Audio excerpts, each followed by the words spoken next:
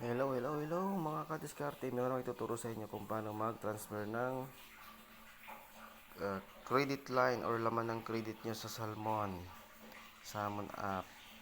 So wala po siyang bayad. So ito, tuturo ko lang. Dapat meron ka palang Maya Business App.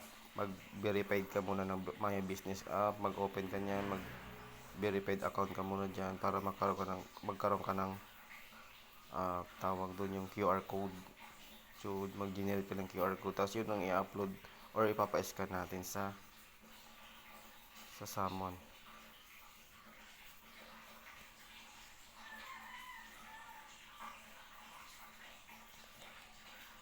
So, halimbawa po may laman yung credit line nyo. Gusto nyo wala pong deduction sa mismong account nyo. Ang gagawin nyo po, dapat may Maya Business App kayo. So, madali lang naman magpa-verified po dyan. Parang GCash lang din siya or Maya App. Iba kasi siya, iba yung Maya App, iba yung e-wallet na Maya App. Ito kasi Maya Business. Yung parang, ano siya, sa pang merchant, pang tindahan po siya. Kaya naman po siya na, na, kahit ordinaryong tao ka lang na merong ID, magpa-verified ka, kaya naman po. Kahit wala kang tindahan, pwede naman gamitin to. So, ang gagawin po natin, open muna natin yung Salmon app. Ayan, pagka-open po niyan.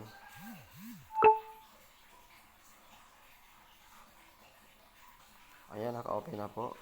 Halimbawa, may laman po siya, 15,000, 10,000, 5,000, ganyan, 3,000 or 20,000. So, ito kasi wala pong laman. So, for tutorial, gagawin ko kayo na kung paano siya mag-transfer ng walang bayad. So, dito kasi, transfer yan. Yan, marami yan. Mga bangko, mga e-wallets na connected na pwede natin transferan. Kaya lang may charge. So, gagawin niya, GCash. Hindi ko lang alam kung magkano. So, sabi natin 99 or 300 plus. Laki, di ba? So, magta-transfer ka, malaki yung mabayaran mo na charge fee. So, yan, magta-transfer ka, name mo sa GCash, number mo sa GCash, amount, kung magkano gusto mo i-transfer. Tapos continue, ganun lang siya. Kaya lang ang problema, may bayad po siya guys, malaki. So, kung gusto niyo talaga walang bayad, gawa kayo ng Maya Business App. So, ayan. Punta muna tayo ng Maya Business App. Ayun, ito yung Maya Business App. So, open natin yan guys. Ayun, nabuksan na natin yung Maya Business App. So, syempre, dito tayo sa More. Click natin yung More. So, pag na-click natin yung More, bubungad sa inyo, Maya QR. Yan na yun, Maya QR. Click nyo yan. Automatic, lalabas dyan yung QR code na yun ang i-upload natin mamaya. So yan guys, ito pa yung lumabas na QR code. So bali tinabunan ko lang para for security purposes. Kasi tutorial lang po ito. Ayan. Ito na yung i-upload natin doon sa Salmon app na pang-transfer sa mismong Maya business mo. Dito papasok yung laman. So ganyan lang po. I-upload natin yun. Pero hindi natin ika-crop na ganyan. So ngayon guys, i-open ulit natin yung Salmon app natin para i-upload na yung QR code. So paano ba mag-upload? Ganito. Click nyo yung QR Pay. Ayun. QR Pay. Tapos next, upload QR Page code. Click nyo po yan sa baba.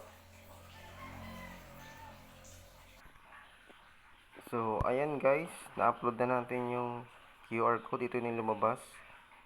Bali, itatype na lang natin kung magkano yung itatransfer po natin. Tapos, amount. Ito kasi sample lang tutorial. Wala pong laman yung credit credit line ko. Pag ito kasi purpose na to, i-convert natin into cash yung credit line natin kasi di mo kasi ito magagamit. Halimbawa, yung tindahan wala pong mga QR, walang GCash code, ganyan. Wala pong QR page yung tindahan, yung mga store, mga grocery store, ganyan. Or kailangan mo talaga cash.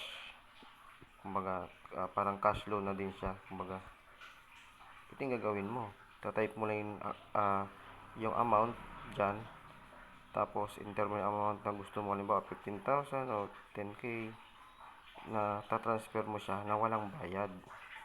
Kasi meron kang Maya Business na QR code na in-upload natin doon sa baga ikaw na yung gumawa. Ikaw na yung naging tindahan, kumbaga.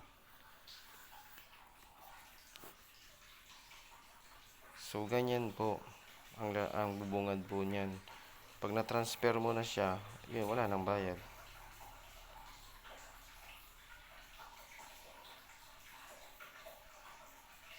Kumbaga, free na po. So, ngayon guys, nandito na tayo sa Maya Business App.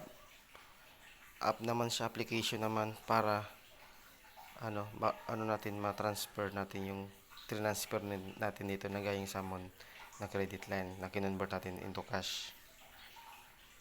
So, pag transfer naman nun, dito naman sa wallet, kiklik nyo. Bali, for tutorial lang naman po ito. Wala pong laman yung na-transfer ko. Bali, i-guide ko lang kayo kung paano po siya. So, na-transfer na natin. Bali, kiklik mo dito sa app na to yung wallet dito sa baba. Yan. Yan, na-click mo siya. So, mabubungad na sa inyo yung available balance po. Yung ta-transfer mo. So, pag transfer mo naman sa GCash mo, pwede naman po. So, deposit to bank. Ganyan po yung mangyari. Deposit to bank. Click natin yan. Okay. Ayun. Halimbawa, gusto natin 5 pesos. I-transfer. Pwede. Tapos pili tayo. GCash. Yan. Kung saan natin gusto i-transfer. Tapos number mo sa GCash. Ayun.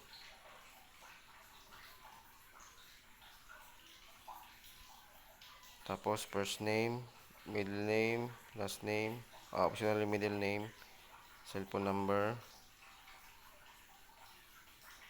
Yan, customer cellphone number.